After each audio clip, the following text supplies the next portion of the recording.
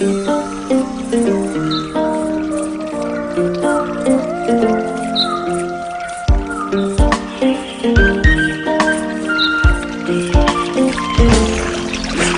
haro hekitweka ekinkumanya kikahumba ruhanga ubuyemera hansozi olengeresi amare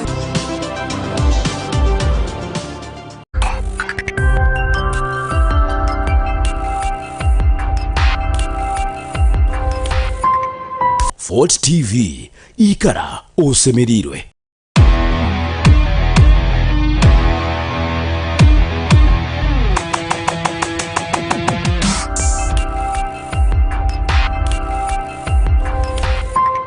Fort TV, stay entertained.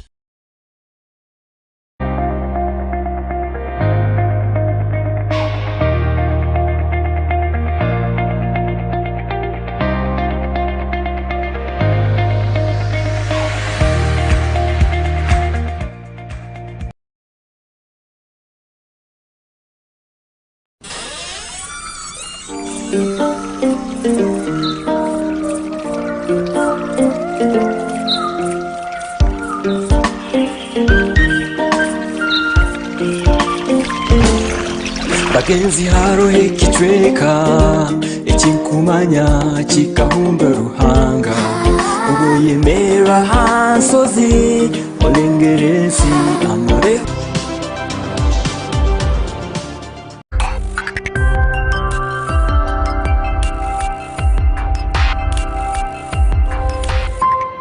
Fort TV ikara osemerirwe.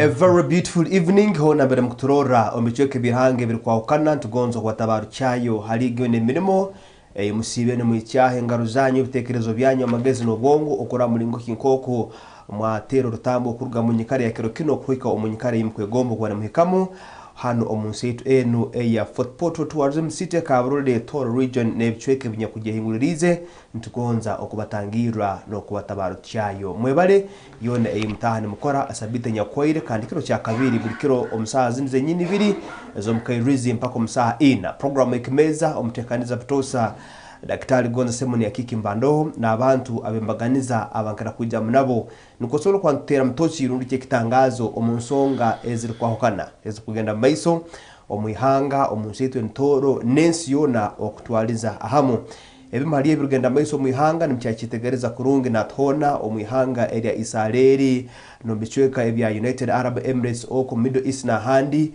ni hangi ya America inchoroka kurunye koku enganani ezo kuterangane bukompola hali syagenda maiso betukane mbazo nizoka zoroho hagati ihanga ya America obulebe mbire Trump hamo na bembezi abandi kuri omukambe ya Iran okurora mulingo kinkoko baleta obusingo buno garaiteka nokwe ebikompola bisobora kuba bichulera ebyo nje kwantu bihingsaniza handake maisaho omihangire Uganda nturukimu ensonga eza abakwenda kwebembera urukato ruko ruhanga bachagumize mpolipo zabo kwambara ba Hans Hanna hali kora mulingo kinko kubulomu ya kuyega akarura akokorora batunga obebembezi wabarwigi hamwe n'abamyoka mu rukato ruko ruhanga kandi bugarukana munuko mu ihanga lyetu eri atoro njolo kwa kurungi nkoko tubeire mu bintu binge kugenda maiso harimo ensonga za mataka harimo ensonga z'emizana abana b'amasomero the post primary emizana kege ya mpira Coca-Cola n'ebindi kebi yagumize mu kwanegenda maiso kandi today finals bairoho omukichweke ke cya kichwamba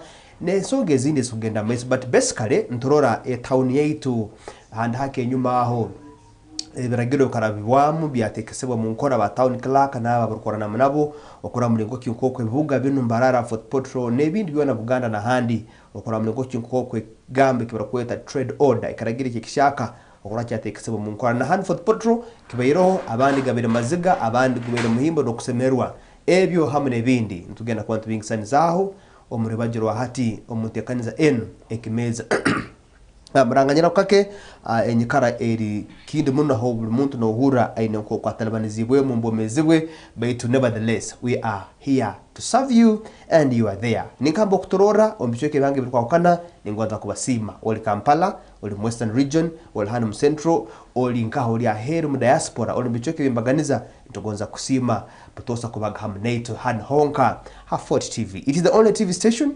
etukwikiriza ngo negenda kuhindura ebitekerezo byanyu endoro yanyu ebintu no busumi buri kujja maiso itotoro Fort TV okubaga ntuba cyawge nsonga estali zimo na zimo gonza semu ya kiki omtekaniza kuruko mzime saha mpaka umsa ezo ina hamna nyowe ndi na magezi sam nda hamu na ruhundwa Solomon omwana akanyonyi kurugera kimukuri mu North Division ya Central hano mukibuge cyabibo barambuzi tugana kwa mpingisaniza bitekerezo ebirikwa kana okusikira halebiki ebi ebinasora kwa nimbasigire kisane obundi hamnabo bene engige zinde so kwantu kwata izintaso kwantu bazaho bete so kwanzu kuletera kumanya kwetegereza no kumanya biki kugenda maiso then nabo nkabantu batugambire orugendo omwake 2026 eksanja hakuna mchezo eksanja protecting the gains nebindi nkebi nabakirora batataroksiso bwire dakanyikirize berange niko tubere kugenda mu maiso netekanize eno Ekimeeza kantandike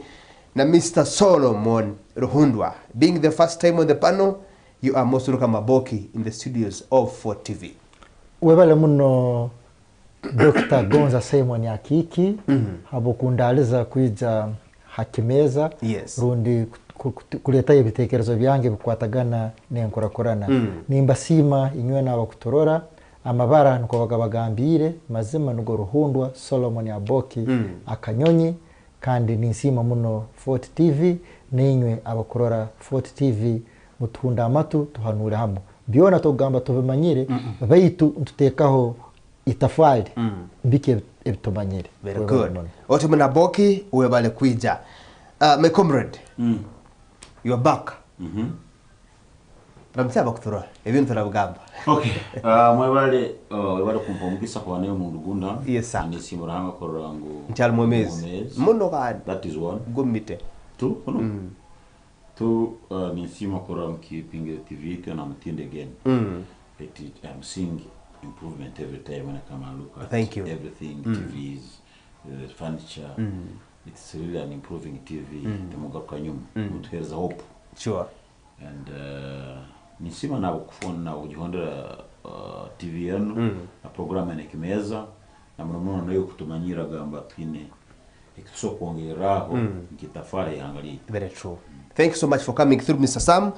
No tororanka kimichonga tweteranizeho tuli ha TikTok live for TV gendo tsere hamkura egenya kuteraniza abantu tuli ha Facebook tuli ha YouTube tuli ha free to air decoders Star Times tuli hamkura air kwa ukanda tuli ha free to air decoders tuli ha Airtel TV ha links at stream ebyo no bera kulemesa gendo downloading app yetu giteka msimu yawe om computer yawe no mbikaro ebinde mbofwa kwa nutungira nukosoro kwa nukoratira entekaniza zaitu zona eza Fort TV. Here we go now program Ekimeeza ntwenda kwanza kwa kaguzaho no kusiga toshi but before that hari chabansiga na in the course of the day today hariho masomero aga senior secondary schools habaire kalitango ebyemizano ya sports nambe namuno omuzano gw'empira kandi twenda kumanyisa nokutabarukya isomero area St. Leo's College Chegobe lisobera kwandi majinga nka winner the victory habwe kopo cy'umwaka guno 2026 post primaries games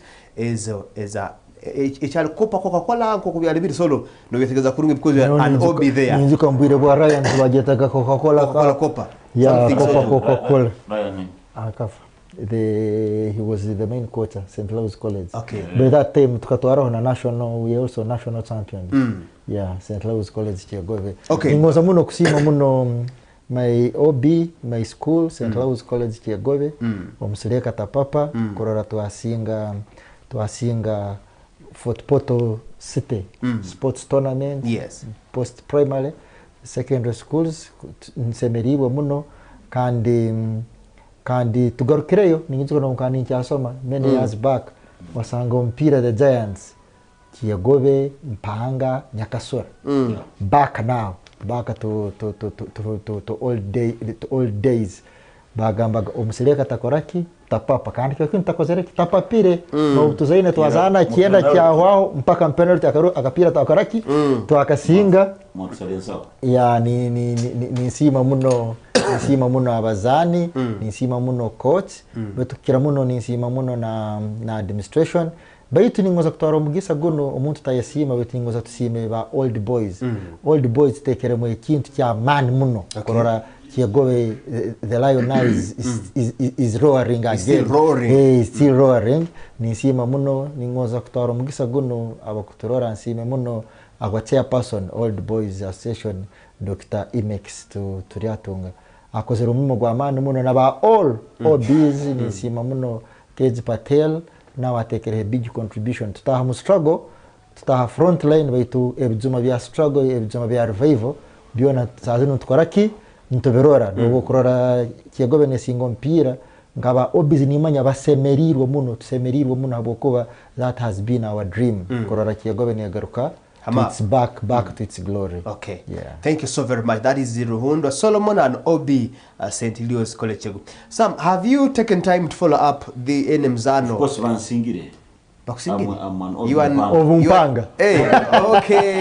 So, but Sigire, how have you tried to follow up Mzano Kokobere never days before? I have not followed up, but you know, sports is now a very lucrative sector. If you can compare the best earning footballer, Cristiano Ronaldo, who earns 60 billion per week. Yes. 60 billion.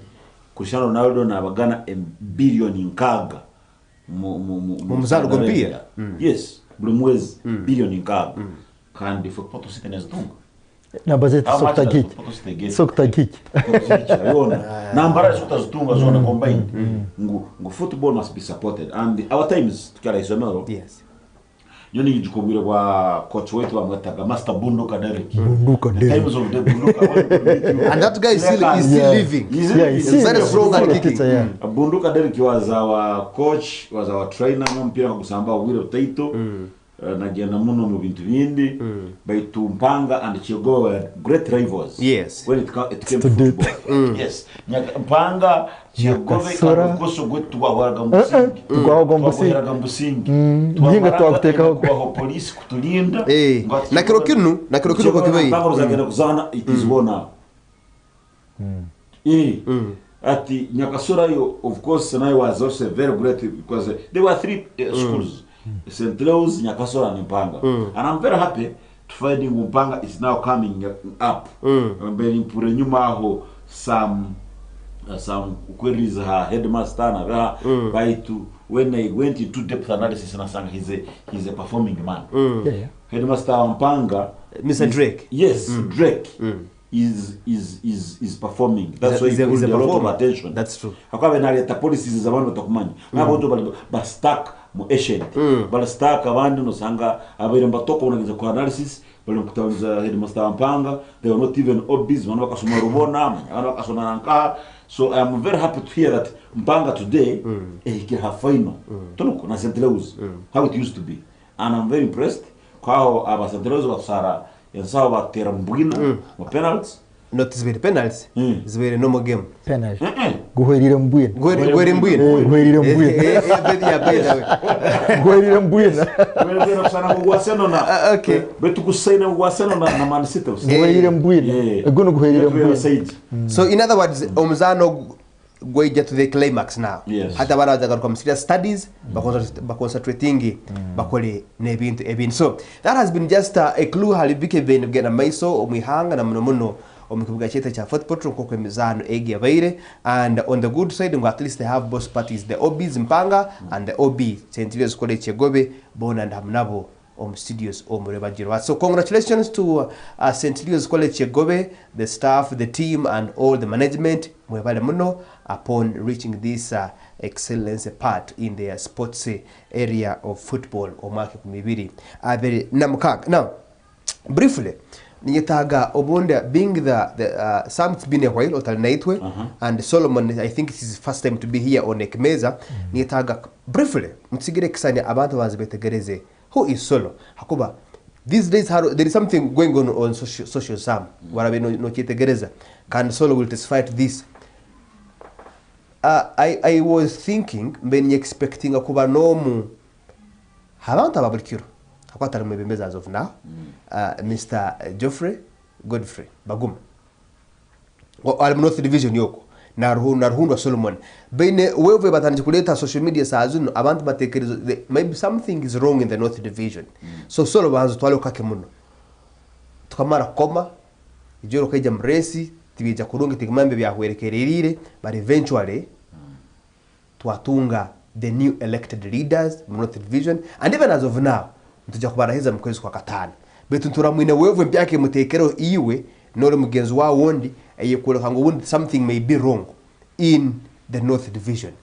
What could be behind your new courageous efforts as mtekero on ground? webale muno omtekaniza washo yenu ingoza kusima amabaraganga abakutorora ntandike ningagamba nibanyeta ruhundwa Solomon Aboki ndi mwikazi wa Butebe North Division kandi ekikaguzo okagwize the wave omanyire social media nosanga togineho control nikogambere social media kandi buli muntu ali entitled hantekerezaye ali entitled to what he wants to post kuyaho ekirungi kya ruhundwa Solomon akesimbaho kandi leadership togamba ngo obururu obukuhwa ngo bwebembeze nibabwakoraki nibabwahwaho baitu omwebembeze ayenda kuba narora obuhereza mu bantu obuhereza oburungi habwokuba habwaki ningamba omwebembeze ikarali mwebembeze and tinkwenda muno kujura Bible akuba tindi reverend but there is time for everything time now we are in the time of guiding kandi egambirwe tefayona kandi murujungu bagamba information is power abantu nibenda kumanya abantu bayina kumanya kiki ekibakwetaga nyowe nkatunga mugisa ngo nkora muno na human rights organization human rights bagamba starts with breakfast human rights the first human right rundi obgabe bwo muntu nubo kumanya information is first human right that means ningoza muno kusima social media kuhani insaba abantu aba social media babaze muno amazima babaze muno information enungi information enungi eyoburyo kandi kunanata busimba hati obuna yesimbire bintu bingi bikakorwa bintu bingi abantu bayego bembeze kandi amani gona gaineki gaina abantu that's why article 1 of the Constitution of Uganda power belongs to the what to the people ekyo kumanyisa abantu abo especially abantu ba fotopoto north nimbateka mu kitinisa nimbagonza kandi bamanyire cyo bakora ekibakwenda that means we vogamba it is created by people not us not Solomon tonuko not Solomon kandi time it is a matter of what it is a matter of time time is a what? Is a factor. You know, the bad thing is the game of what? Of numbers. Game of numbers, it's very hard to determine the wish. But to kugamba the wave, like nisima muno abantu ababutebe abantu bakazingo nibindi nkurakurana. The main thing is nkurakurana. And kubagambira how the government works. There are many government entities. Ekyo kumanyisa the wave yokubazaho tinketegerize kurungi mu elaborate a bit. Yeah, wokuba timba muno fan wa social media. What I'm like saying, I not really comment. Obukwano rebugenda maiso ha socials. Ate tukwetaga tubibembeze muno betu ito nkabanya makuru. Obukorora ha socials haijwiro rundo Solomoni haijwiro n'abantu bandi. Then you are like, what is happening in Roast Division? Could there be a leadership gap or leadership virtue? Kandi katumazire kukoma twine kisanja cyone cy'imyaka 5 maiso tikatandika no kutandika nabo kukembata bakarahire. How comes mutandike kurura ebisane byanyu niberabangana every time numusindika greetings, good morning, how are you, best of luck, next week. You know, nimumanyisa what they trying to communicate. You know, murjungu bagamba love conquers all. Yes. You can't force people to do what they want. Tosokambiriza omuntu koreka correct ekyakwenda hati omuntu kuba akusima obainire ngozi kiri in order. That one is what is really is in order. It's really in order. Kandi nkanyowe nkesimbaho kandi ninza kuongera kwesimba icyo kumanyisa engonzi yezi ziriyo because kusanga omuntu ino bururu kanane cyomasa abantu kanane bakora nebakugonza kandi kugamba baleka kugonza ekito kino control icyo kumanyisa the only thing is to addition icyo kumanyisa and love is like a ball. When you throw a ball on the wall it bounces back. If people show you love, you also what? Show love. Yeah, and they say love conquers all. Hate ekintu okugamba wave I may answer in the view of love. You know kora kiri? Have you found out even mukugambire? Tinketeze kunje cyogamba. Because I have been in the constituency, I stay in the constituency. I have not seen any. So like kine mukukoza cyenyi tokajetegerize. Anything ajetegerize. Okay, tubantu kireka. Now Sam, iyo kumanyire oriyo mabanta benda muna makuru na stories trending and abuliki mchone chikwija on globe. Have you come across kine mukugambara heke? No, I've just been seeing the images of these two people, him, Runda Solomon, and Godfrey Baguma. Then circulating and the rate at which is seeing them. I've also not given them attention. Do you know why? Okay. Think here attention to yes. I've been seeing a guy trending, contributing money over a few things. A number of things, events. A number of events. At this other time, after elections, I didn't understand or whatever intention is the political. Manire, ebintu byokusinga winja abantu yana for political. Omuntu kuija ayino mutuma mulungu naenda kuyamba abantu. Bakwanza kuyamba abantu batekereza always eyeing a position. Tonuko. Ekinde kyakabiri kiringo if he's doing all what he's doing, that guy talking about. I'm trying to pick up his name very well. Atandikira kara and he has learned the politics of Uganda. Icharamkora can be backed by finance, and if you continue as it does it, center as in a zone, as in sustainable to manage it for the next 5 years. For the next 5 years, then he's right. Okay. I saw one person who became a leader through that, who had no money but started his campaign as after elections. After elections, who was Linda Irene. Linda Irene becoming a member of parliament of politics, councillor, is a symbol of member of parliament Yagwa. She with this other Kajana, right? Linda continued looking for votes in her Mumani. Akakonga na sera karuru, Linda yakasinga. I can tell you that Linda Ubakana Sera Karu was a witch candidate, but Linda Nasinga Karuruke hakukora na amani.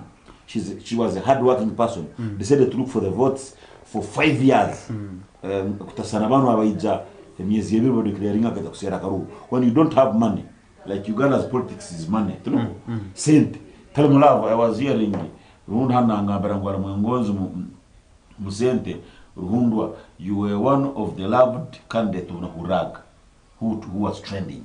So Musizoni abakweta akanyonyi akawa na trending. Omwana akanyonyi we knew akanyonyi cannot be won. Kande hona kumagora mahanga akaba arwaira buzireho tunoko nobiro akaboraho yerwara tutakanyonyi was darling tunoko witu habokuba politics za Uganda tiziroho engonzi ezamanani akanyonyi kakahika gati karuka kagenani kakaharuka bodo bakaharukisa habwe nsoga ensimbi. Okay. Even if you have a good idea, yes. Even if you have what with Uganda it's money. That's why musaijo gumba ni na training hano and training hawa ensimbi akaba roba candidates politicians are more popular on North Division. Like if we talked of the most popular politicians in the North Division, as we've been hearing, Akanyonyi Akanyonyi has been the most popular politician, but he has failed. He failed to maneuver because the contender was a minister, na aningeza minister, ina motoka ya minister, ina mafuta kwa minister, ina mafuta kwa MP, ina simbi, all connected, hati ijanayo Akanyonyi onukubagana sente zao za ulikiro za jua kali mweni jioro ndimo. Wherever you are earning your money, you could not match. So that is Uganda. As of now. That is Uganda. Okay. Yes. I think that's enough. Now, Sam, briefly, about yourself now. Ubirura. No way. We'll be back in the community. I've been in the community. My friend, I've been in the community. Okay. Now, there is a community from wherever you have been to Sangiroho, Ekaragero, Ekiokusemeza, Evuga. Majorly, our own city here, Ektwandi city, the trade order. Can trade order go with zero? Izire nebirengeso bingi trials effects ezonya kwiziremu hagati umutekaniza nkege so niyetaga tusige hekisani on another perspective inko muntu abulikiro solo nawaja kwa natubalizaho nko mwebembezi wa kunihera kuba enkora nakuba eri mukatenga cross hora no masole ri mu North Division neja kwikayo hate cyane mu Central na hande cyagenda enkora bakoliremu entegeka eno nucyo okutekese karagiro kino munkora obyandibere niwo muntu ogwa bulikiro uniko andibere mu in any office of leadership. Was that the right approach? The act absolutely lacks wisdom. Echikorwe ekyo nikirugurwamu amagezi genzaro. No, the order, yes, the order itself in its order, in its context. Yes. First and foremost. You know, when we are still at school, whenever they could ask you a question when you're answering, but go back, introduce, give the content, which was the body, and then conclude. Say, you introduce. After introducing the content, then give the content, then conclusion. you give the content. But you know, you say, however, to a certain extent, to a certain extent, the order was right. Kwa sango mtu na chumbera kolas na sigiri na icha kolas kan kolas ne kustinga iloni ya senta za Uganda. Billions of money. Kakuwa sang na sikira sapata chips. Regardless na aningira habana babao. Baitu alimpoja chokolasi yomusoro kwao tanoko kasanga abana bali mungudu no mbakiringa beauty then ekyo tugamba ngo kiragiro kikaheka baitu kiragiro nkakaguza abaki bakirese. My query is this: kiragiro kikaija right after school fees, abana bachakwasoro sente buli batekera abana amasoro bachagenze mbenda school fees tanoko mubwiro tumazira karu ekiragiro kije mu ichemne kichweko back implement. Okay? Ningamba hubo bana back implement ingire na bakitekere mu kora bala batayino bwongo ngo muntu wonu wekiragiro tutekireho okuruga mu street aina abana nabali amuka ngo ina abana bakahera school fees kandi abanya Uganda rwatukomere kutuhereza 71%. Why can't we talk to this person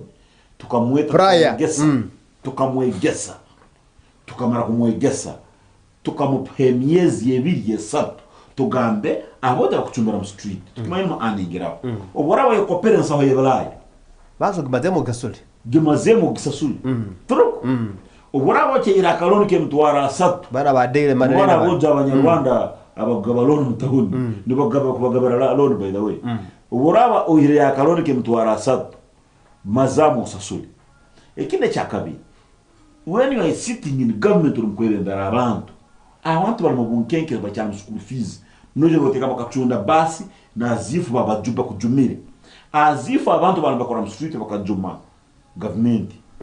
I had another thought that could it be a political move? You know, Uganda, everything is political. It's very true. I thought these young boys in the street, Barabojo street, because we were trying to create some theories around. Was it an intention to remove our Kampala that the country where to how do you test people in the street of Aruimi? No fucking up. This Aruimi, beauty in Ruim. Is Rumi a city? No, leave the city alone. Hey. I am asking, what beauty do you need in village cities? Beauty. Okay. These are cities that need population to develop. Import. Look, get up Fort Portal Town. Fort Portal Town after eviction. Kuba no gruba tamu nesani kifuruku. As of today. I can tell you this. True. Gena mkiseng, the net economy kuwa wera no idza kuraba haviotia. Kusimuka ifo mkiseng. Population ni ya wera nehikasa. Fort Portal City closes. Nekisobwi. Ekiza sisa. Ebesibi. Ezo nizo bezi net economies. Abantu abere no anigraba abere batu bantu akwika bikumi ngebi. Capital. Fort Portal mugendezeki. Fort Portal it's okay. You would evict because it is a city, my tourism city. But with tourism city, those are the things that would even attract a tourist. Kampala, it's okay. But me, I'm saying the timing, kwangushiaho, kutagira mutima obuntu. Obuntu kitu. Abantu no balengero kura kwetera umuranga tabahuririze. Bahito kizu kibera mu Uganda kibera kiti. This government has created a very big gap between the poor and the rich. It's a very big gap. Huge. Remember, these people are sharing in the same market. Hati omuntu member parliament akusarekera giro ogu PS ruhandikire baruha. Is it the PS or what? No, yes. Ruhandikire baruha rukubagana milioni nka 5 nkaga na manyato mwana kutashe mtwale bibukyo. Takumanya burumi bwe. No mwana utaburumire tabumanyire obundi na ise PS akala mugayiga. They don't know how these people are suffering. It is an act that is supposed to be condemned.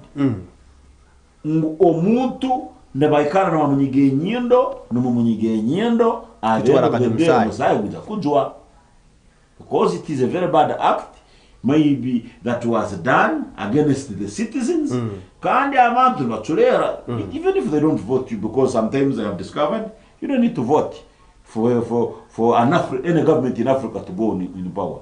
In Africa actually mu Africa twitagisa kukoma government innocent kugenda mu burebezi. Maybe we don't care. But that was an act that every was it Paul in the Bible, even a pagan would condemn. It was an act that even a pagan could not do. Okay. Thank you so much, Bana Sam. Now, Mr. Rundo Solo. Yeah. Ebigena maiso mu rubuga rwaitu no mihanga liona wekere no verora.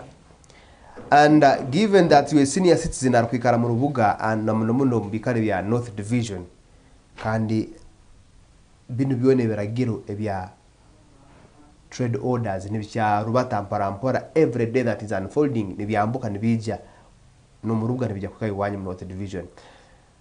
Mundo yawo yebintu, is it order or disorder in the city? Webale muno ninza kukibazaho mu miringe 3 kandi ni nkwatagana muno nebigambo mugenzi wange abalize musana. Icyo kubanza timing. Twine ebeta government calendar. Yes. Government calendar ehwayo mu June. mwitegereza True. hati omuntu omusasuzota omusoro kya balaza mwitegereza omusasuza omusoro arugera kusasura trading license omuyireho sente then balaza then kyakatano ngurugaho nimpura. that means aho ekintu kiona atabe mu buntu atabe mu ekintu kitekerezaho kurungi the timing muza muno kwatagana muno na mgenzi wange are kibeta to create a tax base abakinforcinga they are going to lose a lot of tax but at the expense of punishing a taxpayer. True. Hati kintu kikunsasa muno omuntu asaswire omusorogwe namanya nagenda kukora nkitegereza kuba niwo mwikirizi iwe nyine niyo mwikirizi ngo hati kora because omuntu wasasura trading license and naba kusaswire mu authority the enforcing authority ekyo kumanyisa indirectly nobo mugambire ngo hati gendo okole nkwikirize tura hati iyo wenyine wamugambire tura hati ni wenyine wakumugamba ngwaho utakurao kana ate musoro kagumpera why did you allow my money why did you allow to pay trading license the timing then are kintu kibagamba bokuba no leta any new act dialogue sensitization egambirwe tefayona ni manyisaki kuba abantu abagambire hano tinkuja kugisa kusasura omusoro habokuba trade order ntwendeteka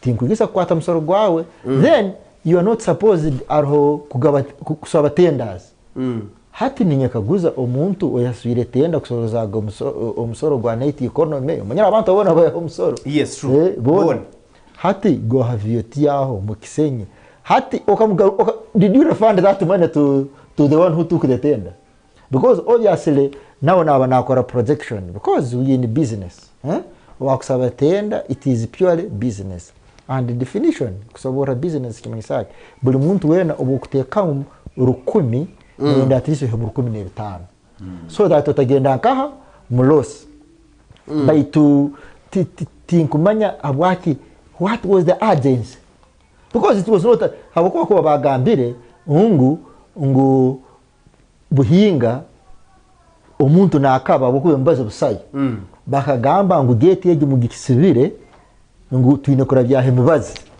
I could agree let the police to save yes someone is going to die to save because you are working in the street habako bakabana besereka muno trade order manya ntiyamba helese y'abantu manya tabagura guru hati iwe kugamba obahe wikibiri hati nyenkya osindika abapolisi abagufuna abarahire kusese ebintu obasaswira omusoro gwabo baragira kije kajya then abantu bakaba ni enforcing ekiragiro nikyo nagambire batabiteke mu buntu mageza go buhanga mageza go buhanga habokuba omuntu tayangire hati kumugambire ikintu cyakiheho akiteke hand then locate put another space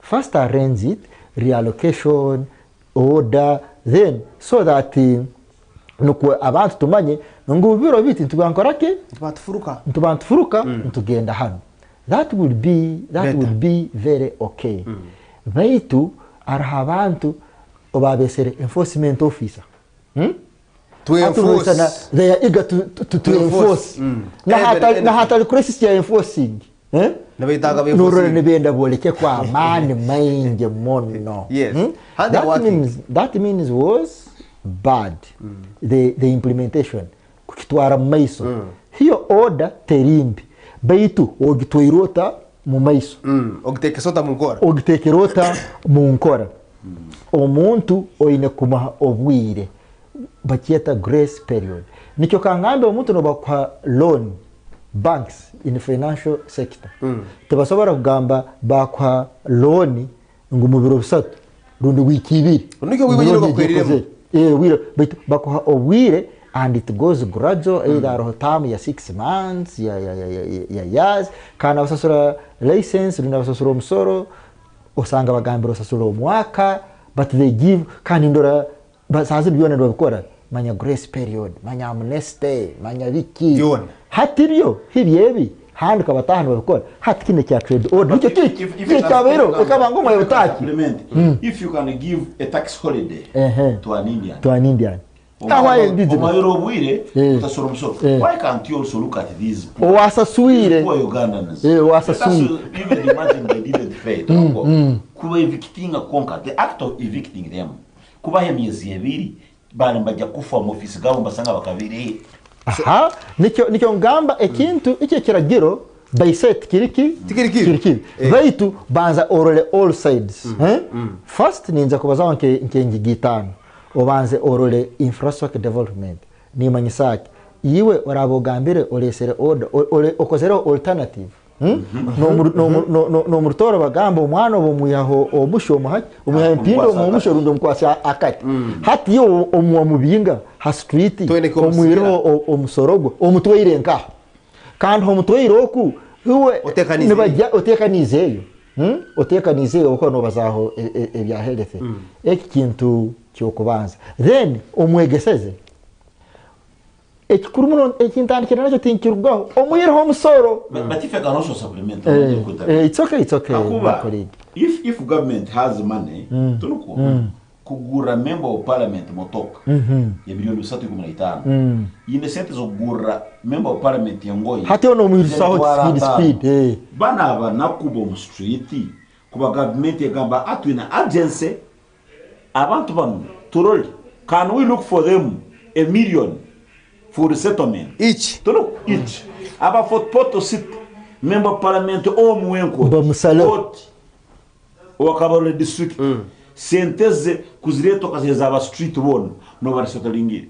You are looking at one person no $1 million but if you brought 300 million ukabeto kabateka mkizano no bomb ukagabali mtu wala bali street tugera kumuha 1 million for settlement tibakwikane kumye bisatu $1 million za motoka za member parliament za mugenyi twakwimara twakwimara they should mean considerate runda marira nsonge considerate ekya order baitu nuko hati ningonza kubaza habwe ngonzi za abantu abakora rundi already abali ha street rundi kwetabuka witu tiri bitware Fyomsa baraba balize ikintu kandi enforcement yitu eno ntugimanya hati ni intero muranga lengaho kwehugura kara omanyire burwano bwehuguro saziri nuko ibintu kubirora turwaneki hati ni intero omuranga kiramuna abantu ba footpoto no abantu ba footpoto sita yona rundi Uganda yona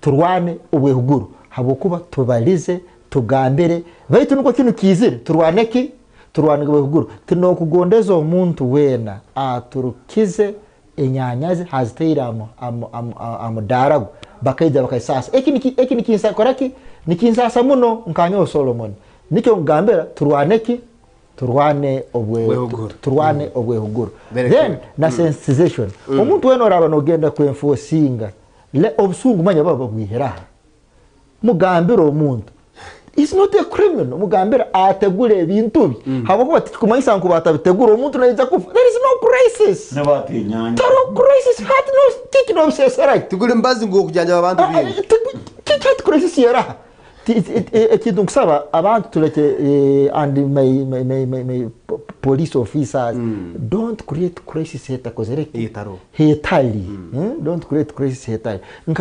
inkarora ebedara ebinte abantu batundera ebimeze binakenaki bakabisesa hali hatu wagambira buli muntu wetegure nokere rundi omulimo ekire kiwarabira muno sese ebintu ebi kubarabiramo sem manpower no bagambera ekintu kinu nkwayirebiro bibiri ntakoraki ntakisanga the story could be different totally different abantu babataferiro bintu byaba buko it is a cost obaho Ekimeeza omuntu akora it's a what a cost omuntu akusasurira omusoro habwaki nawe otamuhobwire otamuhobwire exercise kiba akozere kiona buko tingwana bagamba sahobwire obwire bamazire ne basesa obwire obokumazire ne basensitizing ahubwo bakaraba muno sensitization etabyo Kenzina etabo. Okay. Habakuba manya tractor, manya wiki byone bakozere bokozere that day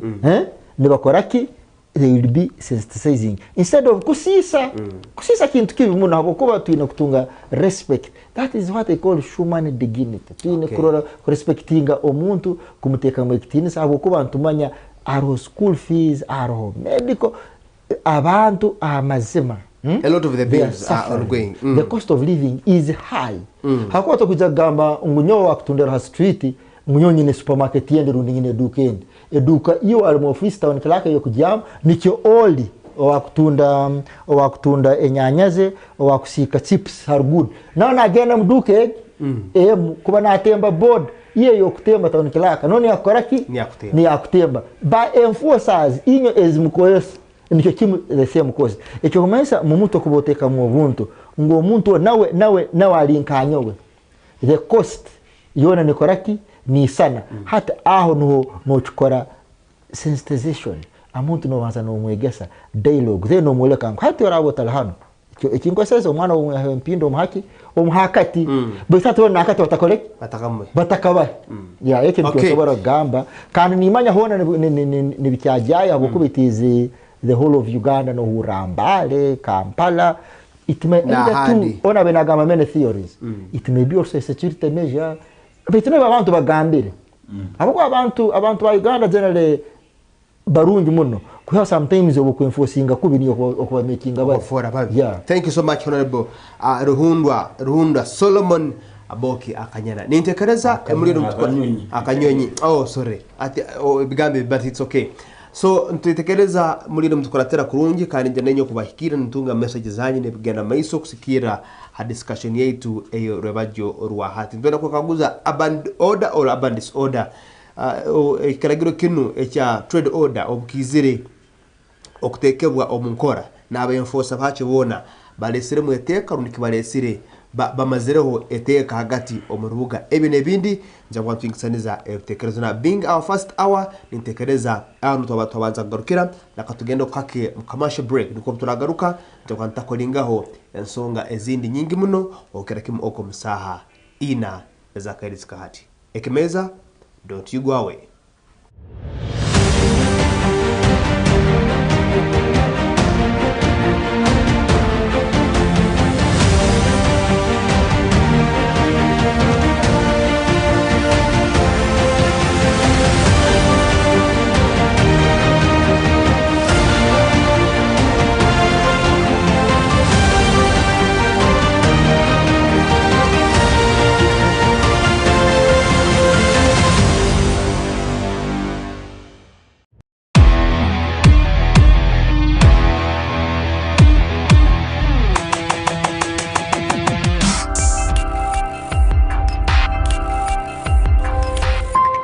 Fort TV. Stay entertained.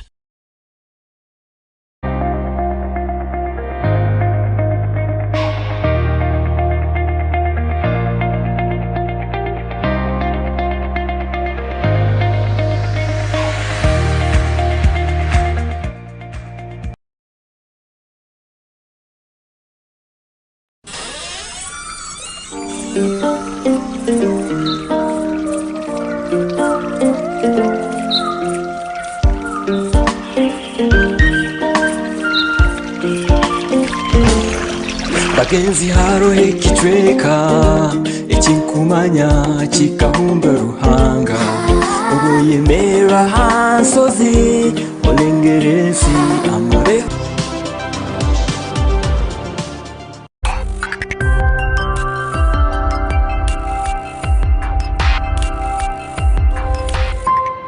Fort TV ikara osemerirwe.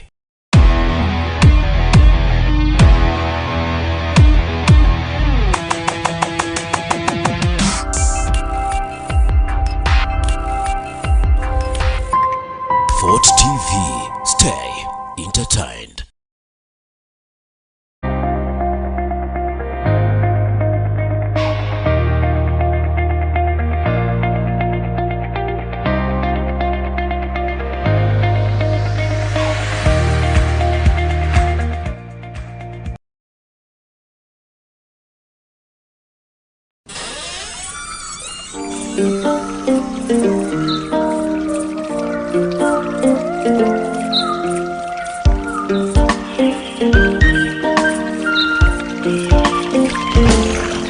bagenzi harohe kitweka ekinkumanya kikahumba ruhanga ubwo yemera hansozi olengeresi amore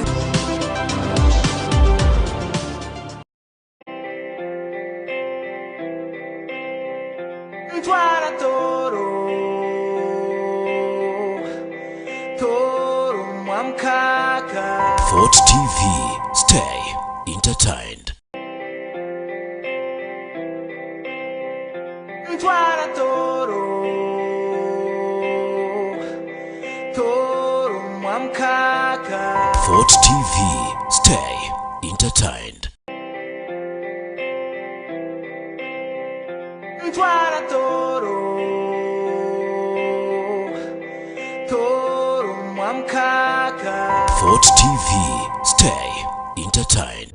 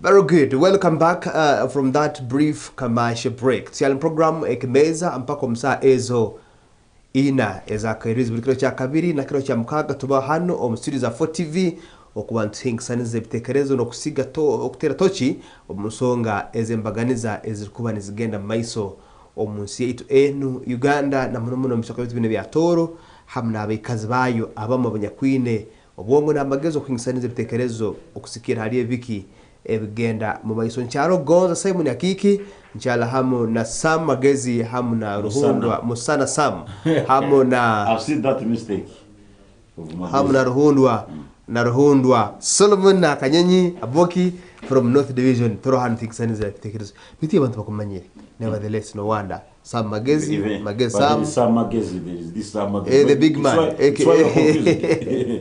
okay now today omakuru aganya kuturukibwe cyorekero kurunyi ko ku Minister of Finance esibero kuba nera byaho nene hakurete kitekerezo omukato ruko ruhanga cyo kuongeza emisoro taxes habuli musara ogwa buli muntu wena ogwa kuba natunga kutandikira milioni muno kujya iguru and milioni and below mitwara tano no bagana musara kwingana ki o musara gwa gudago government ne rakulete kitekerezo kurabera mu ministry byensimbi okubana bateka omusoro hasende zaitu now kinu kiresero ebikaguzo bingi muno because abantu bayingi bayine musoro yeturiunsasura indirect taxes nko Mr. Rundo abenagamba abantu bengi tebabere sensitized tebegesibwe tebamanyisibwe habika ebyemisoro tuli kuba nsasura mu mulingo ogumuniki ogunde mukumanya no mukutamanya tuli nsasura emisoro hakisura hakibiriti amafuta nebintu ebindi nkebe but this time bagambire no musara gwangu arikunsasura 4TV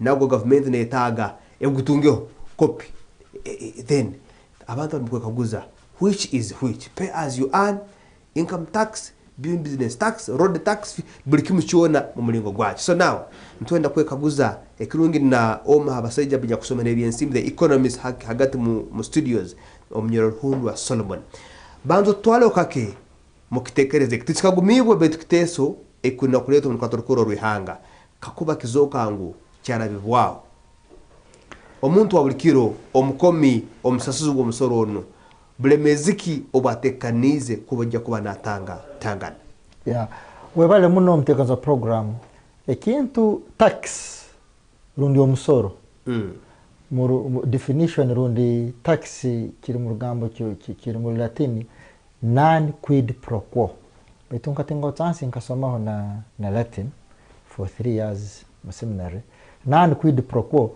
nyobu ndabanza swira omusoro ntakaguza nugenda kukora nicyo kizibu cy'omusoro iki kandi ihangamura kintu kimuno kurora abantu nibabazaho muno omusoro kuongeza omusoro tebakubazaho muno the tax base omusoro no gwihanka habokuba ekintu kyone cyo kubazaho no bazaho araho emisoro yete ipibira ekintu income tax. Pay as you earn is part of what? Of income tax. But are many taxes is tukusasura indirectly. Kangambe kilo ya sukari araho mu Uganda ari mu kintu ekibakweta double taxation. It is enormous. Nitegereza ni ntungo omusoro ni ntungo omusara gwange no gwihaho income tax. Type of income tax ni bageta pay as what? As you earn. Pay as you earn. Wagutemo vaito kugenda muduka hati ni nsasura VAT, value added tax. Icyo musa kilo ya sukari kangambe saa zine hankumizingaha itano vaito nosanga the production cost ya kilo ya sukari zikubatanka calculatinga oso kusanga erinki yankumi 3 then yankumi 3 hati aroho all production cost manya materials manya zuguzira manya tosuro omuntu correct. Then government nayongera ne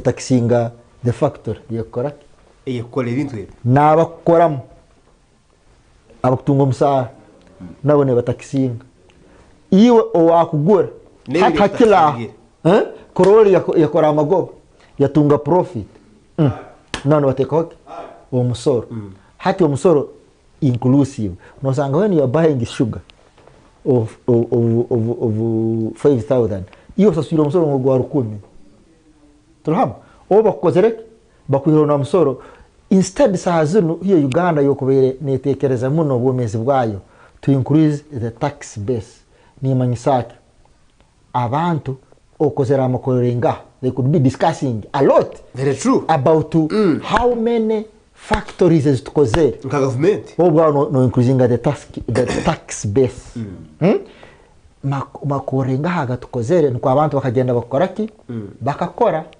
tunuko government ne bazaho muno skilling bitanaita kakozere kiteka ikirara tinga hulire ne ba Ugandan indigenous Ugandan ne ba tax holiday kangambe nko mwana omuntu akozere factory rundiki ne bamuyaho omusoro nuko increasing employability nuko production ekoreki increasing hati amani gona sazino bogateire to increase on tax base rundi productivity rundi employability tulham rundi kangambe agriculture input zona bokuzihira hoki omusoro omuntu kuba batahana bakibazaho ngo omuntu kuba na agriculture inputs rundugura byona bakoreki babstabilizing. Then tax is very related. Orabo nyongizo omusoro cyo kumasa should be improvement in service. Bitazo to kuzirora. Orabo genzere buhinga. Because now bozo le taxpayer emusoro tujongize. Sanga yoherezo burungi. Hikayo buherezo bukozereki. Obuherezo burungi, obutunge batakwihaho sente you get a heart. Ngo my tax is providing the service. It worth the what? The service. Oba bingira street tuham no genda buhinga no genda mu health center bitu sayime bas ne bakusindika mu pharmacy no gora yakajuma also taxed tuham ekyo komesa there is ekwakweta double taxation omuntu ne bampressinga mu rujungu bagamba you are placed between a hard surface and a rock. Bantu abanya Uganda babateire mu kintu kibeta toine wehinduro toine wirukiro ekyo komanisa tax couldn't support tax kandi muntu so kwenda omuntu tuikara muno tuencouraging like financiers bagamba encourage cash inflow and discourage cat outflow. Ekyo kumanyisa ito tubere nteka mu amani kurora akasente nikata kukira muno akasente koraki kuturuka akasente kuturuka baitu for all part of ensi teso kuba ataroki Musoro. ataroho musoro Baitu- but ataroho Sarundi.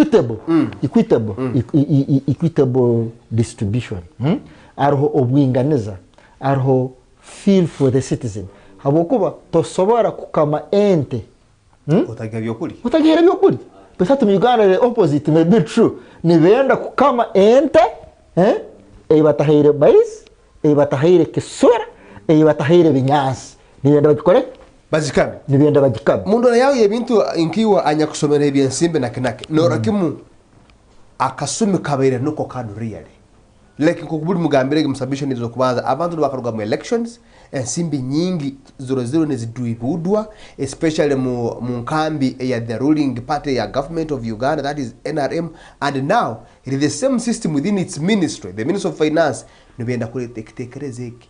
Is Okay. it the time, the right Okay. time now? the timing it is the exact time Really? because the process, the budgeting process, Okay, yes. the budgeting process that means this is the what, the time, but time. what have you put in the order paper? I don't want thing when again mu bya budgeting process Yes. habokuba buri kintu cyona kangamba umusoro bakubaza ahogo niguba implemented bamaze kusoma budget Exactly. in June or what?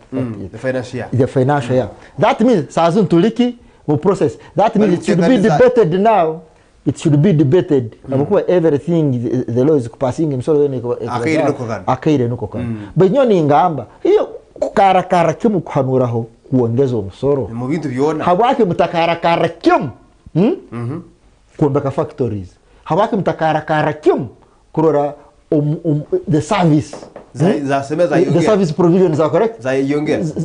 Zayongera habaki mtakarakara kim kusanga ngu obutale the kumanaging the waste management a conducive environment for umuntu gukora habaki hati ukuntu mutakarakara kim No batateka amani. ukuntu muteka amani nuko mu increasing a tax base ni tax base orole ngo abantu ngo ente gihe ekisura gihe obunyasi gihe amezi nuko gikome Last on that submission, Mr. Rundo.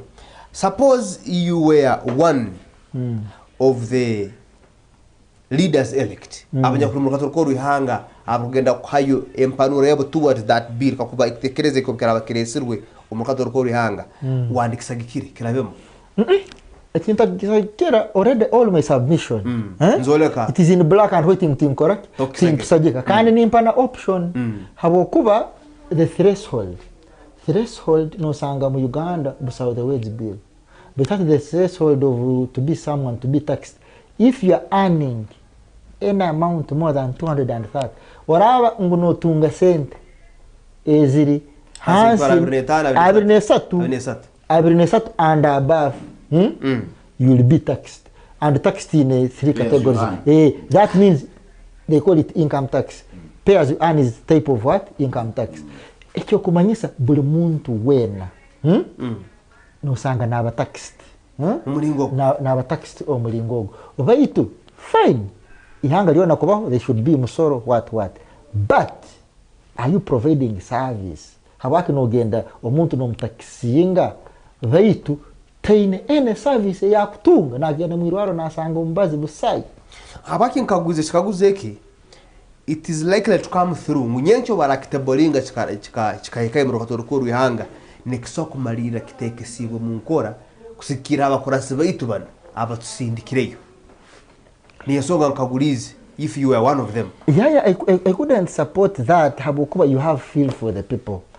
All the time in my campaign time mbazaho ngamba abantu mukome omuntu walehineyo omuntu wakwegesa wakumanya ebizibuki ebizibu byanyu omuntu walehineyo owenjule kugwa akaterwa henzura amanyire obusasi kitegereza owakusera orunyanya karago kazingo wakutunda ekitoki niko akatwara omwana haisomero no kitegereza ekyo kumanyisa you have feel for the people. That is the human right. And it's inborn, it's in me, it's in Solomon. No kitegereza it was not by mistake. I'm like them because you have feel for the people. Very good. For the people. Not omanyire ninsima muno my colleague ngo buri kintu cyona bakikozereki bakipoliticizingire. And that is one part why we are having these problems. No sanga buri kintu cyona buri muntu nakirora in a political way. In a political way. Okay. But if there is Solomon, you can't support kuija kuturugunya abantu. Hawo umusoro go kuturugunya. That is an enforcement. You are it is ombudsman osanga biona birumu mpaka inakuba enforcement. Hawo so umuntu akwenda koraki kuturya wetu ningamba mukole musobora abantu omusoro baito umuntu arano musobora atunge service agende muirwaro arore ngo musoro gwange ngo nikoraki then protecting yeah. Okay, thanks so much for that good submission, Mr. Arhundu. Now back to you, Sam. Mundo yawe yebintu yo manyiro kera there is a way how you articulate your issues kuro muntu yazitegereza kurungi kandi osana iwo mu ango zone zo bumezi bwensi. And I'm also a good economist. Nuko twakaruga mukaruru sa. I'm a good economist. Thank you so much. Nuko twakaruga mukaruru. Okura ebitekerezo nkabenu kurabera mu ministries za government na muno the Ministry of Finance. Hamudidi bwensimbi ogunya kusesekere enyuma. 2025 enyuma. Primaries akaruru kuona campaigns twara tugende.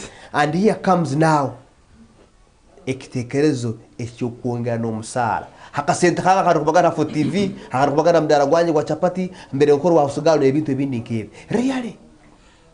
Omuntu ukwera kutekereze eki ni hanga liyo omuntu ogu. Ali mukosa kwa magezi gala aguhangwa agubeno gamba boli. In economics, there are two words we use. Yes. There is one word we call growth, and the other one is called development.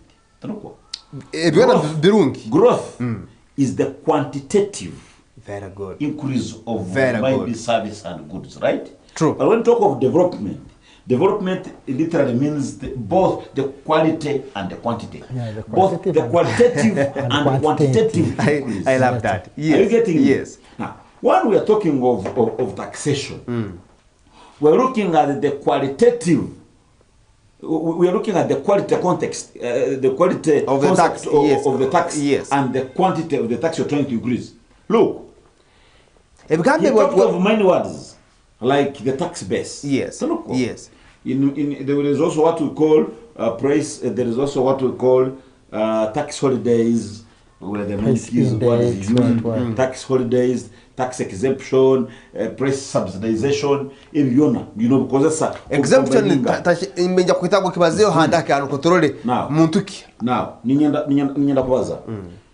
Oboraba no yena kuincrease ngomso. Yes. What have you put on ground that Ruhunda was saying? Kiche kyotekereho kugamba ngo binu the economic climate. Tonoko tutekereho negenda kusobokesa abantu kutunga purchasing power. Yes, yes. Ngo abantu baine sente nyingi, they can buy things, sente zibene zibamara, they can buy things, survive, and also have some money to pay tax. But also, kwemera okasoro musoro, it is not bad. Yes. Every citizen is supposed to pay tax. Which is okay. Buy to taxi kunkoraki. We are looking at the money that was spent in politics. Vis-a-vis development. Yes. We are looking at the few things that a man would need. Survive. His country to give him as a service. First of all, kakuba government that asura school fees.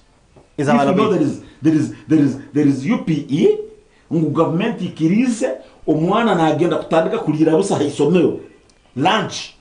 Government has said every student is going to have lunch. And every student is going to study for free.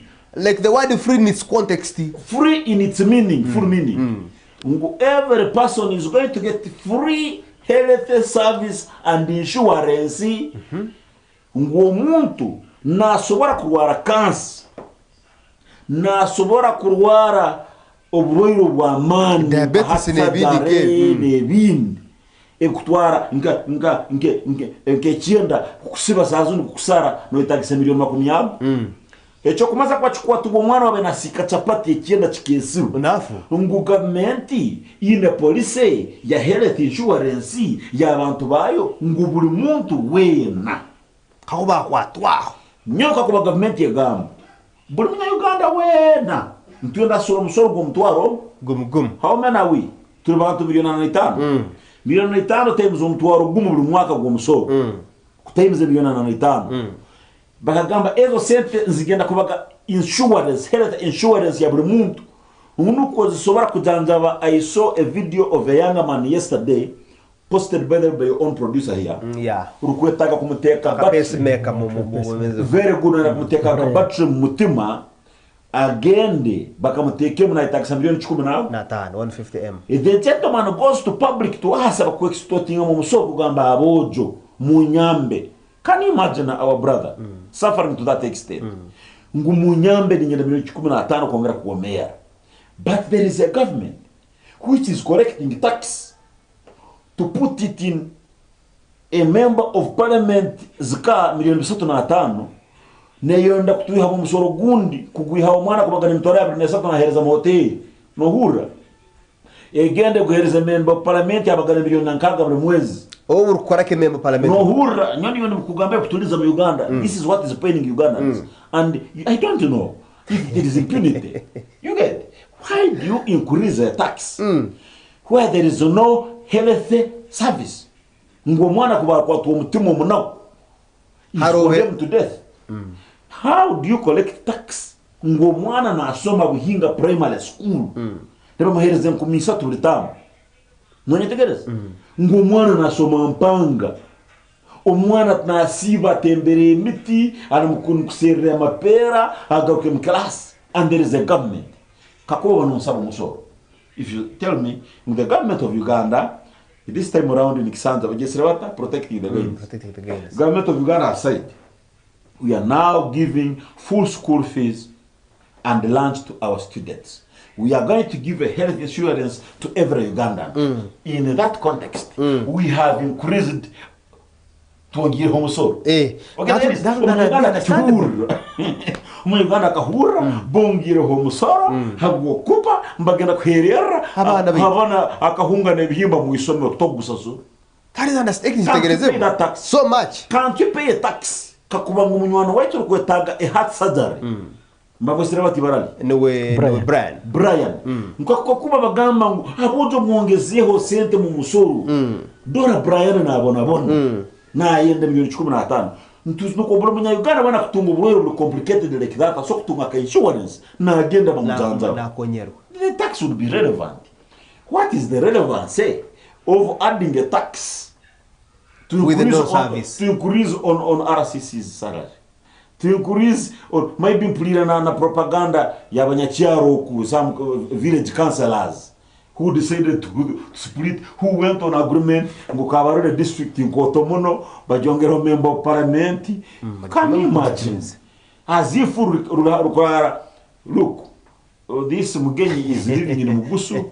Rwengazi just here kugera Rwengazi mtuwarugumu and they are complaining ngunkoto bajongero member of parliament, and you see those village councillors excited in meeting, excited to get the urban excitement, but they excited making a resolution in that context. So that's why some of us say maybe we are not Ugandans, maybe we are not Africans, because the problem with the Africans are the same. And when you talk about Kanachukusasa honorable, Munyachukusasa mode chingwana kwa soborora, I which want to put clear here. These Ugandans are kusingo wing. Tiba kutunetegereza. No bazebinte kusingo wing, ne bataka kuvictimizinga, kukuteka hemisango, kukweroti, bakwate, bakusibe beto chiobalize. To jumere muntu mananu. Hakiri yori ajasere, gamba magenda kwa milioni 3,015. Kandi echkunsaliza if it is true anyway. I will need a seek information. If it is true. Bandu benyera kwenda karabyas. In case it come seek information. If it is true. Bandu benyera kwenda karabyas. In case it come through kandi kahikira, hubo it does not apply to them. Eche chokuongera home soul, of course it applies to them because bala babu ntwala nesatoro. Nabo de bakwa de bahai. Mutsuwa kateto, they have a lot of money. First of all, by the tricks of compensation, Hariyo sente zokutunga zitali tax. There is money when you're going to maybe to Chankwanzi, hariyo sente zogenda za motoka bas taxingezo. Maybe hariyo sente za koti na sutu na house girl. Hizo ne bazicompensating magezi. That one is a burden to the final consumer.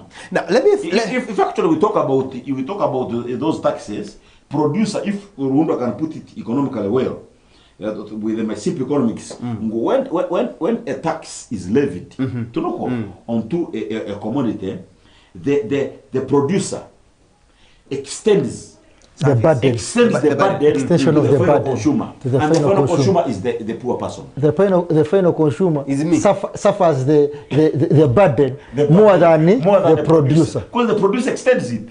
Hati yo wakunywa sukari, wagura sukari, iwe no feeling the burden of the tax kukira kakira sugar factory. Yes. Hati iwe ruhuna ninyuba mahabantu abari mkuligiri entebe zinezogera mukatoro ko ruhanga.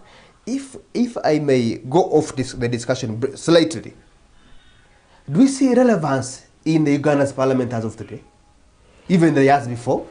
Okay, I can take you back in the three arms of government. Yes. The three arms of government are judiciary, executive and bituzikasigaza amabara. Kandi nangwa ensi yona tesobora kubaho etaine guidance, etaine management. Kandi abantu bona kuba bahingura basatu. Kuba bahingura basatu. Psychologists say they should be what? A leader. Kuyaho, the point should the parliament be all that big, but parliament should be there. You know, all policies, all these things, they pass through legislation. Yes, the roles of parliament. No joksanga, the moment wagamba parliament is about that means ningamba there was a new parliament. What we should be talking now, the discussion is the amount of money they are getting, the size of parliament, and the policy which they are passing. Niziyamba, are they helping? Niziyamba mkomi? Are they benefiting? Hatieki nikotobere ntukoraki intubazao. Nikotoko intubazao baitu the arms of government as a civic person to so gambirubyo. No, because of kulengera ebintu nkabine byo ebituri mukubazabe ebiri kurumasamu no muntondo wa bulikiro kandi obusiri bukuletwa mu house yegi the might house mukubazabe being the third arm of the government. Really omuntu ku wa bulikiro yandbe na tangana obulemezi nkabuna haberagero nkabine ebimpuletwa karwa at the end of the day nibinyiga the last consumer like how you guys have put it. But if I would comment on that, Parliament currently is there for who? I want you to tell me, Ekiragiro, Ekizire currently in the last 10 years that is in favor of the peasant, of the last person. Nikyo. The real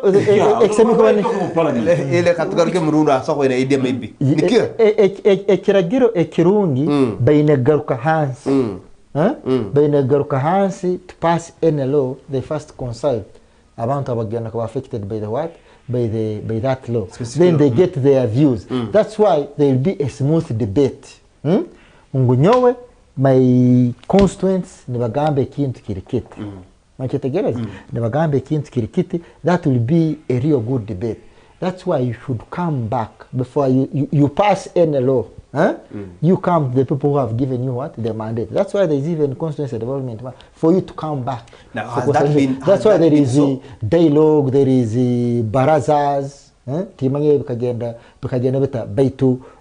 All those things, if they really followed to the dot, Parliament couldn't be bad. Hati baragiro binga bizene bitekisiba mu nkora kunyigirizo mu ntwabulikiro es barazanyu consultations ngogaruka zitabayiro nturabura kiresirwe cyagumiwe kandi cyarabiwa ngora gendo sere mkono ikwinganetu kujya kora gitungire rero no from where but it affects the whole country.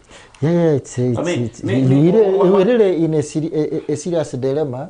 Mbele ningamba we should have people centered. We should improve on service delivery. We should improve on service delivery. Orabo increasing omusoro.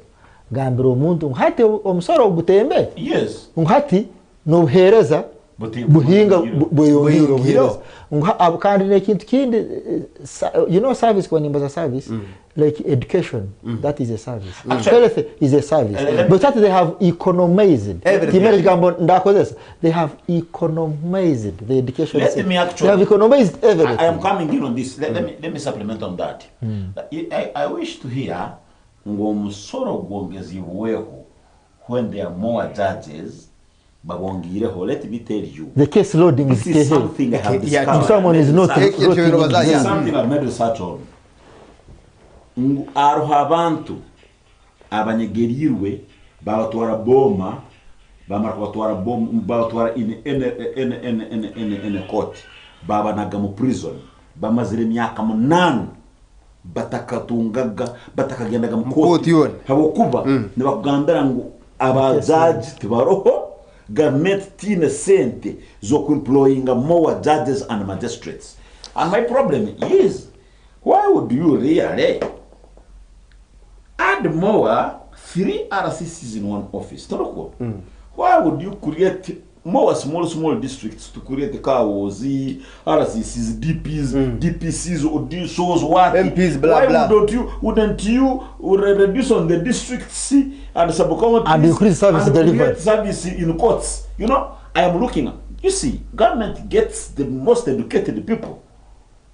But by the time they're giving a job, they're advertising a job. We need a person with experience of this. We need a person with this bachelor's degree and with maybe another postgraduate diploma, CPA in accounting, my LODC. But the people they have are knowledgeable. I ask myself, is it a deliberate move? Because these people who are in government are educated. Most of them we discuss with them are bright. But why do they act in that way? In that way of view, there is impunity.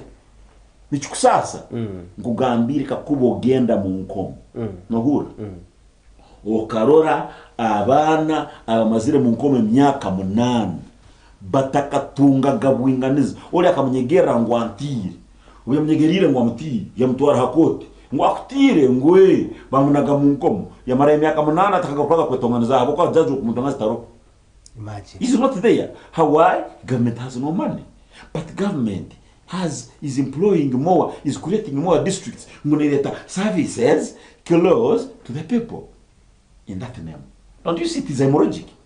Sasa, you really feel bleeding, ukura, such a thing is taking place. You only be sasa nchokorora, nichongambire gavojo na gamba, the more you know in Uganda, the more you get paid. Now, hata mukulengera, it's not commensurate with the standard of living around the income level. Nicho boku improving le come on. Let us keep continue discussing. Yes. What we're discussing kine chona. I will look at the fundamental problem.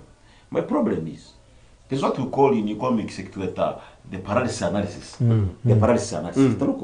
There is also what we call the disease diagnosis in human. In medicine. When you're going to treat a problem. Now we're talking of a problem. Are we diagnosing the problem, or we're just discussing the problem? You know, when you're talking about the secondary problems, you're not looking at the signs. You're not looking at the primary. You don't get at the causative agent. Who is the causative agent? What is the causative agent? Or in the flu, if you go to a medic, akaja kukora diagnosis yakagamba kamnyawa nyika nitunga ka flu nitunga nausea nitunga veki amesha gonga ntuko nitunga jaundice nitunga ulimwa. What could be the primary cause, the pathogen kutage kororangu ekito ekikuletereze kirya? Should you go and take etitoro gisangora kwa sera kabaragike akatekera Pepsi na na chicha na nywaho ekizige na kamusauna na yota na tungutana. Do you know that your immunity might be weak? The cause might be you're eating badly.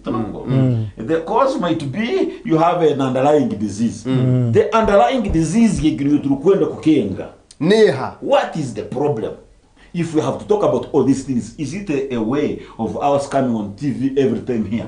To that event was up. To that event was together. Together, yes. Nikisana kavali mumoloko Gobaho. Kabandole. Uchakatano, you go modo, go. Who has talked better?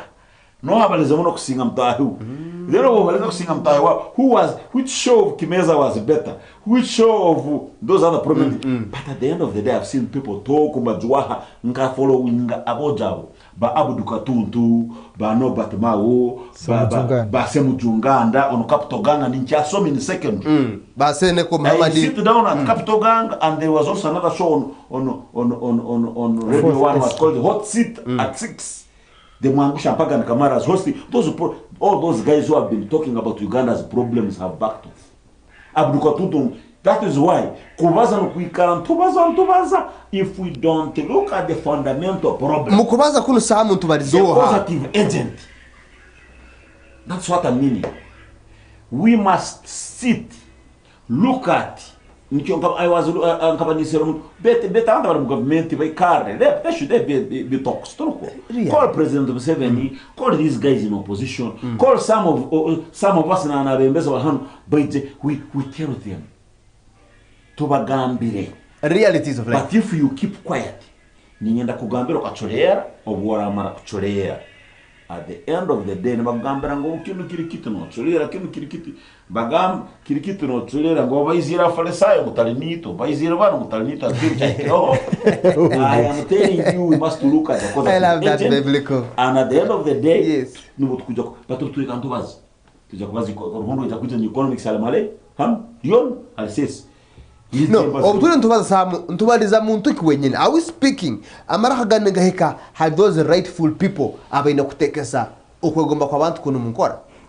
Nyawe ni ngambante yagambirwe tefayona sam itwene tutajwa yagambirwe tokoraki tefayona no sanga itafali okutekaho niliyambo muntu nimanyisaki noja kusanga omuntu wakusika chapati wakusika wakusika chips ne nkoko ne bitegereza natunga that empowerment natunga information that means no bakwijo muntu nagira excuse me at least I have my right okay nyine right okay ebintu byanje kubitegura onyetegereza atano kwanza kuchumanga kirole kubitwa atari kubanza kubitsumanga then noja kusanga ebigambo itafari tukutekaho lino nasanite nija true nasanite nija that's why my colleague msana utajua egambiro tekora tefayona itafari okuteka any effort you make you may not see the results there and then but at least noja kusanga umwana wawe ekyogambire nikiza kumuyamba atene time te tulahamu noja kusanga tukubaza bino noja kusanga we have a sane society. We have a society which is informed, a society which knows how government is supposed to work. Ikite kiramuno kunsasa. Me, I have my personal researches in Koze. I have my personal researches in Koze. That's why I told you, the more you keep trying to know in Uganda, the more you get the pipe. Ekimeeza rusugaira tamanyire alisefu mwana shukale bintu tubereka kusoma ndeke. Let me tell you, there's nakora research yange nakora my top 10 closest people abange abantu abanga bali close to me top 10 analyze their businesses kwa batambura including me and how they have been moving, their employments and all that. Nasanga my top 10. Go back and also see some of the friends you've been working with. You see and look at development, new employments, business. Most of, at least on my top 10, I want to banana have collapsed. 8 people have collapsed. In business, in employment, success. If you have to continue now and survive, you must sell what you made 5 past years ago. True. This one can and even these two abokubaza, they are also stuck over Nchetenta. The more you know. When I look at the business and the business sector, you look at the government has just left Indians. No. Omhinde naija na capital ya loan kurga India. Wow. No bore. You can't Kandi obulondi yabo terniyo yaitu ura 0.01% na idana billion years hivi na zeta footpoto mtaona. You know what that means? Na zikora hardware na ikilizwa supermarket rugo bomba bomba hardware ya bilioni hivi na ija competinga na mnywana wange Magrik nohuru mnywana wange bala kabondayiri na boki Eric yabugaba kijenga nibakora bona hardware. Abugaba is operating in an environment all bamahire tax holiday bamahire sorry to pay back a grace period from India ye myaka esatu batakasuyi bongera bagimhereze myaka abi bakomeza za hero kupokeza loan mbakubwire bwingi kandi obona roofing no munywani we gendo tunde tu hura haki omuntu wono wakwija akakora hardware na terakimu the local citizens ni murugayi omuhindi ni omuntu ataku anajya nasura mukazi kuruga indi kinkorora majugaba kuombeka hano na tubakana mazipatriate then what yaki kunsasa ningamba really government in economists ngabaruhundo tabe to understand that rurugara bebaini nechigendera. Why has it introduced the China market? Why has it killed the rich Chikubo guys? The Chikubo guys, those like Kasita guys. Hawaki zile fotopoto nerekera abasije bano natandika akaduka ka TV no gutundanga. There is no local protection protecting omuntu wa hanze from Dubai na ngamba Sam nyina usimu bwe mtwaro gumugumu.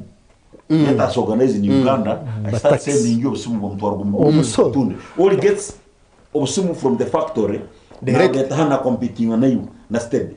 Nongea na tier steady. You get? So now in that environment ninyana kwa kaguza, do you think there is sanity? No tekereza government ile ikaliete bemanye ebimanyire. They could be an agenda. Maybe they don't have the will. Rundi they don't know. Or both. The idea of it they don't know is out. They are said or both. They know. Both. Or they don't know. They don't know. So we are there. It's hurting. So now, Runu, until when? It is really. It is really paining. We are really in a very serious situation, a paining situation. That means buri kiragiro nyowe ni marira ninga buri kiragiro kine gukora kine kuba nikiprotectinga omwikazi to get a protectionism. Protection ahubwo bagamba bubu buy Uganda build Uganda. That is protectionism, of course. Yes. Protect, it is the word patriotism. Tuyine kuba tuyine omutima gwo kusalirwa bagenzi baitu, kusalirwa ensi yaitu, kusalirwa ihanga yaitu. Baitu tagisalirwa kuonka tulengeho no girinda, no giprotectinga, no kuteka amani kurora ngo abantu bamanya bata ngo ensi twagirinda tuta kandi twena twakura tutahama. You know, they are creating what they call a capitalistic economy. Yes. Survival of the fittest. It's a very bad economy. It's a very bad thing. Now, what are the days? Well, maybe you'll give me some information if I miss some lanes. What are the days when one of our own great leaders, Muhanga, Dr. Kano Kiza Besije, actually retention, mbere izire mukalitango ke kakaruye gamba kule mu manifesto yo kwenda kwiha emsoro whereby the incumbent leader no bwembezo buona ba adopting very fast bazo hangu bagora idea ya Besije to an extent ngo hati balo hangu omusoro bagwihaho betwani bagugara mu bintu ya buri kire tukekonyeza guri musabuni guri mukisoro guri mafuta nebindi ke habwaki government ine tatunga okumarwa ngo emsoregi lekakire ni yesigalo than kuongera kuimposing more burdens hapo mezwa basibese. Nikyombere ningamba the tax base. Noja kusanga omusoro ogwakano bazaho, noja kusanga the managing the tax is more expensive than even the money you are getting. Nizikira the managing it. Hati ni manyisaki. Laka maze nkibasobore that noja kusanga kugamba nkene trade order. Sente bakozeseze kubihinga abantu. Role. Hakoze amafuta the white nizikira no musoro aba abantu bakusasura all combined. that means to feel for the people. You don't have feel for the people. We need we have love and feel for the people so that it will not kurakuranira hamwe. Okay. Baitu tutukwenda stewness. Kugamba owakato anyate oweisingoma huwa ali azimbomozi. You're looking at the willingness. Hata hivyo kungamba na ongeza msoro. I want to know, have you cut the costs of operation, costs of management? Yeah. You see, look, if you see a minister, this is something that also makes me annoyed. How would you appoint a minister from parliament? He gets another salary. Gets another car, gets fuel as a minister, fuel as a member of parliament. Then you with the same person opportunities maybe zokurwara na bya. Hati omusoro kugamba kunyongezaho. Habati government etagamba maybe a minister who is serving as a minister. Should have one salary.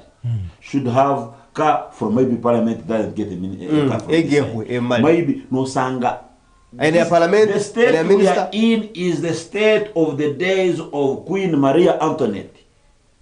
And King Louis the 16th. When you don't how you cannot manage bread, go for what? Go for cake. There is no sympathy, there is no reasoning, there is because a minister, member of parliament, 2 officers, same person. Okay, I think we may not go beyond this. However, I had wanted us to tackle something slightly about the local council elections. I don't know whether Zugumiwe, Rungwa Zaragumizamu, Chairman 1-2 local councils elections by the coming April, by end or between. The information you're in the same one. Yes. Information. So sure. Yeah, the information you are reading in the media it is the same information I'm reading.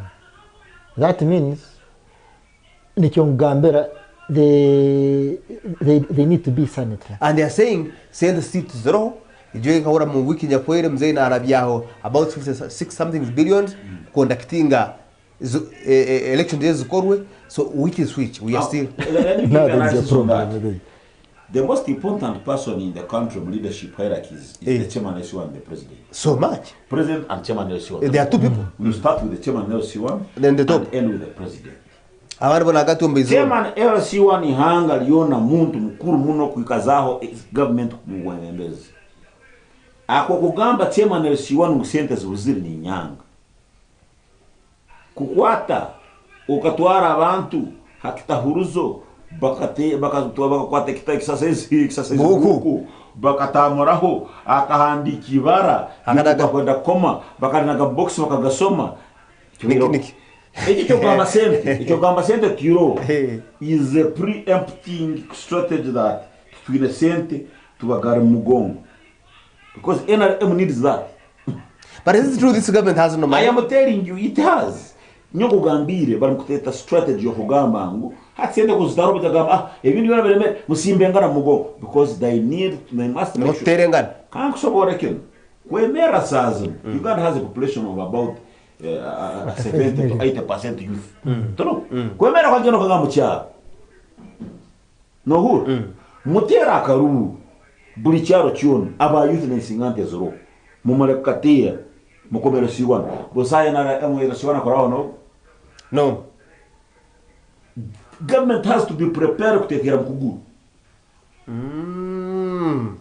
Prepare Kurango. How do we carry out that exercise without shooting ourselves in the leg? Because you say you do mchara wakatuja kom abakakuru mbyali obinga so those boys I will tell you they will go and vote a different person. So the government must be very keen, study the environment. One, look at the strategy of winning it, and then they do it. Okay. The money is there. Yes. It is now strategy that is still lacking. Yes. They will tell you when to vote. Or equally not voting, but they will vote, but they will tell you when. Let them get the strategy. They will. Okay. Thank you so very much. I think program nukebereti Ekimeeza, unless otherwise ubarabara ikigambo kimbibiriro Mr. Rundo akibazeo kerabyo turage na magezi nawe sama nawe kerabyo musana akarabyo tugende and we call it a day.